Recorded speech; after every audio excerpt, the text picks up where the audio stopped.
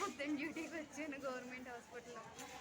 కళ్ళు చూసారు అలాగే అయిపోయినాయి, చాలా ఘోరంగా ఉన్నాయి తెలుసు. పిచ్చి దాంట్లో ఉన్నాయి. ఇప్పుడు రూమ్కి వెళ్ళి స్నానం చేసి పడుకోవాలి కొంచెం తిని.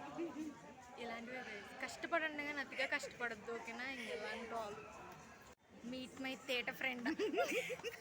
నా జీవితంలో అన్నీ తేటయే జరుగుతాయి ఫ్రెండ్స్, ఏంటో అర్థం కాదు. మ్యాటర్ ఏంటంటే నైట్ డ్యూటీ చేశా, రూమ్కి వెళ్ళి బ్రష్ చేసుకొని వచ్చేసా, స్నానం కూడా చేయలే. పొద్దున్న డ్యూటీకి వచ్చా, వాళ్ళు తిప్పించిన వాళ్ళు తిప్పించినట్టే ఉన్నారు.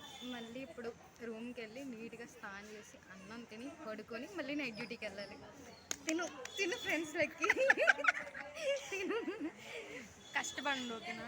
అతిగా కష్టపడ్డారనుకో లేదు, ఇప్పుడు కష్టపడాలి. ఇప్పుడు కష్టపడే కాలం కాబట్టి కష్టపడాలి.